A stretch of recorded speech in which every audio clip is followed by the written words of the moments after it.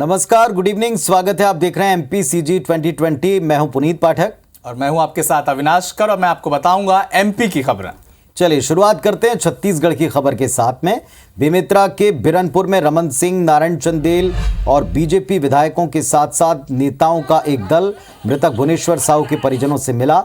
इस दौरान ग्रामीणों ने पुलिस पर गंभीर आरोप लगाए, कहा कि डरा धमकाकर उनसे जुर्म कबूल कराया जा रहा है। आरोपियों की माताओं ने कहा कि उनके बच्चों से मिलने नहीं दिया जा रहा।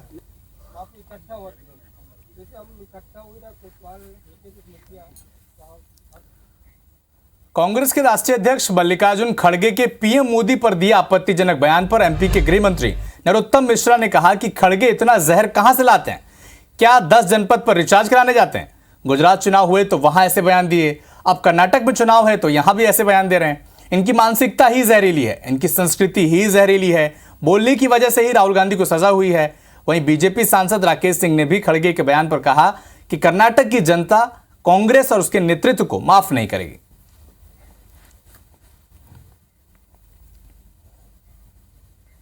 इधर कोई पीछे नहीं। कर्नाटक चुनाव प्रचार के दौरान बीजेपी नेता के सोनिया गांधी को विषकन्या कहने पर जवाब आया छत्तीसगढ़ के मुख्यमंत्री भूपेश बघेल की तरफ से। उन्होंने कहा, कांग्रेस कार्यकर्ता एफआईआर दर्ज कराएंगे। इस बयान पर मोदी शाह चुप क्यों हैं? बीजेपी नेता हर बार सोनिया गांधी को ही टारगेट क्यों करते हैं? बीजेपी का चाल चरित्र चेहरा फिर सामने है। इधर धीरेन्द्र शास्त्री के विवादित टिप्पणी को लेकर है वंचित समाज थाने पहुंच गया। दरअसल पंडित धीरेन्द्र शास्त्री की टिप्पणी ने विवाद का रूप ले लिया है, जहां है वंचित समाज ने पंडित धीरेन्द्र शास्त्री के खिलाफ ज्ञापन देकर गिरफ्तारी की मांग की है। उनका कहना है कि पंडित धीरेन्द्र शास्त्री ने हमारे भगवान के बारे में बिना सोचे समझे अमर्यादित टिप्पणी की है, जिससे हमारी धार्मिक भावना आहत हुई। इसीलिए धीरेन्द्र शास्त्री के खिलाफ एफआईआर दर्ज हो, गिरफ्तारी की जाए, और अगर गिरफ्तारी न हुई तो उग्र आंदोलन किया जाएगा। हमारे भगवान श्री राजराजेश्वर अर्जुन और हे वंश को लेकर अनर्गल टिप्पणी की है। आज पूरे देश में उनके विरुद्ध जगह जगह है वंशी क्षत्रिय समाज के लोगों ने, कल्चुरी समाज के लोगों ने, सबने उनकी एफआईआर की है। हम मांग करते हैं कि उनके खिलाफ ये आंदोलन हम लगातार। में आरएसएस के अखिल भारतीय स्तर पर धर्म जागरण का काम देखने वाले राजेंद्र जी का बड़ा बयान सामने आया। कहा कि छत्तीसगढ़ में 2023 में बीजेपी की सरकार बन सकती है, जिसमें नए चेहरों को मौका मिलेगा, पुराने चेहरों को कहीं और जगह मिलेगी। बयान को लेकर कांग्रेस के राष्ट्रीय सचिव विकास उपाध्याय ने तंज कसते कहा कि 15 साल बीजेपी सरकार जनता का भरोसा जीत नहीं पाई। बीजेपी सरकार के मंत्री भ्रष्टाचार करते रहे और अब ये संघ के नेता भी स्वीकार करते हैं। और भाजपा सोचती है कि अगली बार हमारी सरकार आएगी। लोगों का कहना था कि बहुत से पुराने चेहरे हैं, अगर उनको बदल दिया जाए तो सरकार आ सकती है। हम देख रहे हैं कि वो ये काम कर रहे हैं, पुराने चेहरे को बदलेंगे। भारतीय जनता पार्टी की देश की लीडरशिप भी इस बात को जान चुकी है कि यहाँ के जो लोगों ने करप्शन किया, यहाँ के लोगों ने जो लोगों के साथ व्यवहार किया, अपनी जेबों को भरने का काम किया, अब वापस वो चुनकर आने वाले नहीं हैं। इसलिए वो आगाह कर रहे हैं कि जितनी भी यहाँ पर सीटें हैं उसको बदलने का काम किया जाए। वहीं नक्सलवाद पर भी राजेंद्र जी ने बयान दिया। नक्सल के मुद्दे पर उन्होंने तत्कालीन बीजेपी की यानी बीजेपी की पिछली सरकार को जमकर घेरा। कहा कि 15 साल नक्सल समस्या को खत्म करने के लिए बहुत होता है, जिस बिंदु पर काम करना था किया नहीं। मौजूदा सरकार पर भी उन्होंने नक्सलवाद के खात्मे को लेकर के निशाना साधा।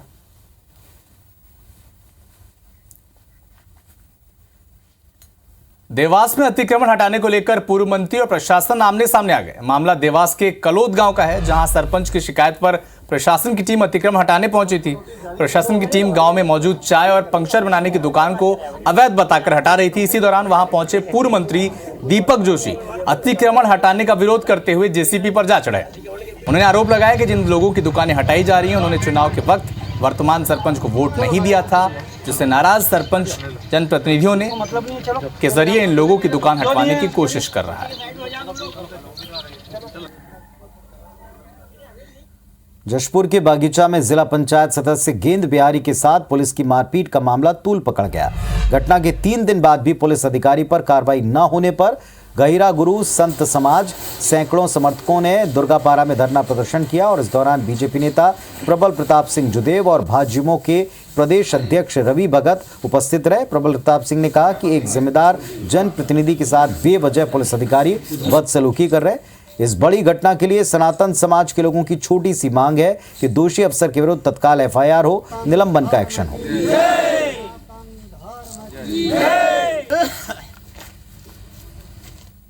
विदिशा में जनप्रतिनिधियों ने जिला पंचायत की सामान्य सभा की बैठक का बहिष्कार कर दिया।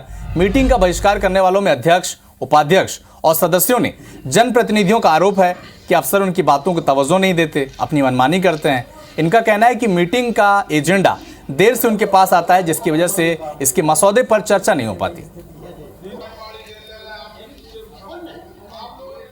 वहीं बलरामपुर में अपनी विभिन्न मांगों को लेकर 16 मार्च से बेमियादी हड़ताल करने वाले प्रदेश पंचायत सचिव संघ का केंद्रीय मंत्री रेणुका सिंह ने धरना स्थल पहुंचकर समर्थन कर दिया।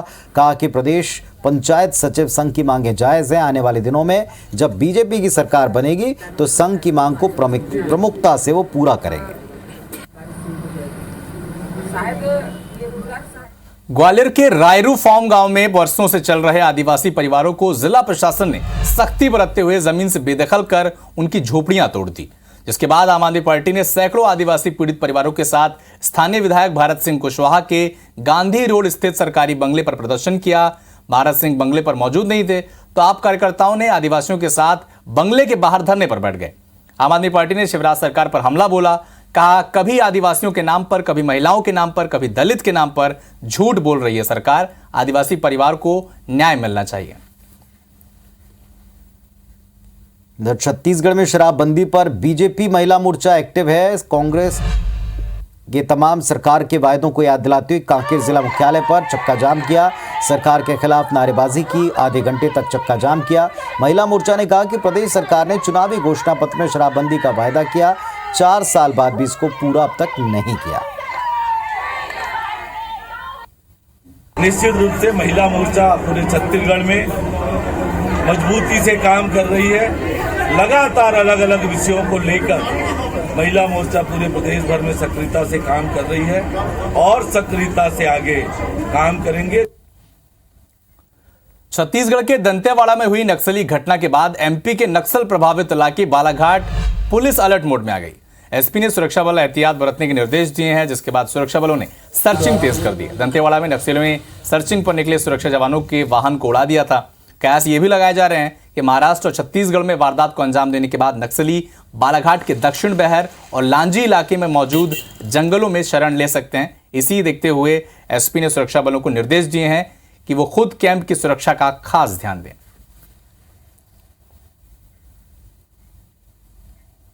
बीजापुर जिले के गंगालूर और बीजापुर रोड पर रेड्डी चौक के करीब आगे किकलेर पहाड़ी के पास 3 किलो का आईडी आज भी मिला। माओवादियों ने सुरक्षा बल के जवानों को नुकसान पहुंचाने मुख्य मार्ग से लगी पगडंडी पर इसे लगा रखा था। सीआरपीएफ की 85वीं बटालियन और बीडीएस बीजापुर टीम ने डिमाइनिंग की कार्रवाई की और इसे डिफ्यूज कर दिया।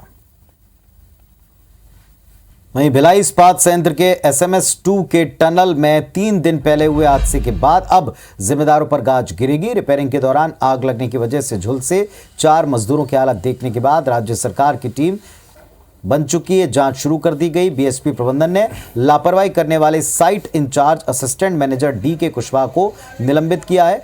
आग से झुलसे रंजीत सिंह को सांस लेने में और किडनी की हालत को देखते हुए आईसीयू में शिफ्ट कर वेंटिलेटर पर रखना पड़ा है।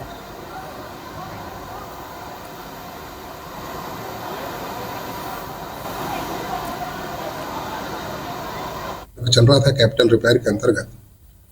ये कार्य पूरी तरह से कन्फाइंड स्पेस में चल रहा था। जो काम चल रहा है उसको तत्काल प्रभाव से रोक दिया है और उसमें लिखित रूप से प्रतिबंधात्मक आदेश आज जारी कर रहे हैं। कारखाना अधिभोगी और कारखाना प्रबंधन को कारण बताओ सूचना पत्र जारी कर प्रकरण को तैयार करके परिवाद जो है अगले हफ्ते श्रम न्यायालय दुर्ग में दायर किया जाएगा।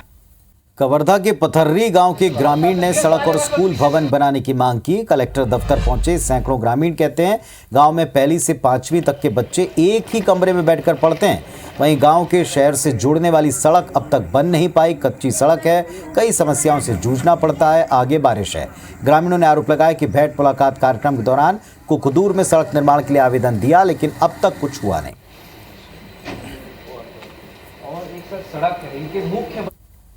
एमपी सरकार की सीएम राइज स्कूल योजना के तहत इंदौर के मल्हाश्रम स्कूल के नए भवन का भूमि पूजन किया गया है। 120 करोड़ रुपए के इस प्रोजेक्ट में मल्हार आश्रम में पढ़ने वाले बच्चों को अत्याधुनिक सुविधाओं के साथ साथ पढ़ाई खेलकूद के लिए अच्छा माहौल मिलेगा। पहले चरण में करीब 65 करोड़ में स्कूल के रीडेवलपमेंट के कार्य की शुरुआत होगी।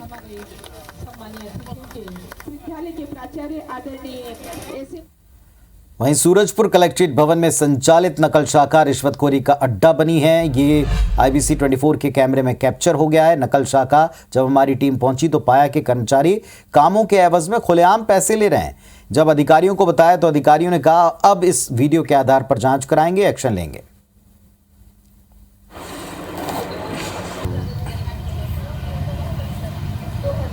कवर्धा के बमनी गांव में पुलिस आरक्षक के परिजनों का हुक्का पानी बंद कर दिया गया। दरअसल गांव के पूर्व सरपंच डाकन सिंह ने गांव में नाली पर अवैध कब्जा कर दीवार बनाई जो बारिश में ढल गई। चंद्रपाल चौधरी ने तहसीलदार से इसकी शिकायत की थी, जिसके बाद चौधरी के परिवार का हुक्का पानी बंद कर दिया। परिवार ने पुलिस से सुरक्षा मांगी है, मदद मांगी। दंतेवाड़ा के अरनपुर ब्लास्ट के बाद अफसरों के घटनास्थल पहुंचने का क्रम अब भी जारी है। शुक्रवार को सीआरपीएफ के डीजी सुजॉय लाल थाईसेन अरनपुर पहुंचे और यहां बाइक पर सवार होकर वे डीआईजी कमल लोचन कश्यप के साथ घटनास्थल तक गए। घटनास्थल पर बारीकी से मुआयना किया। इस दौरान डीआईजी ने डीजी को घटनास्थल पर एक एक डिटेल बताए। डीआईजी ने गाड़ी के पार्ट्स, शवों की स्थिति को लेकर पूरी जानकारी ली। रायसेन के बाड़ी में जमीन की हेराफेरी का मामला सामने आया है। दरअसल चैनपुर गांव में 70 के दशक में एमपी शासन ने दलित आदिवासियों के लिए जमीनें शासकीय पट्टे के तहत उनके जीवनोपार्जन के लिए दी थी।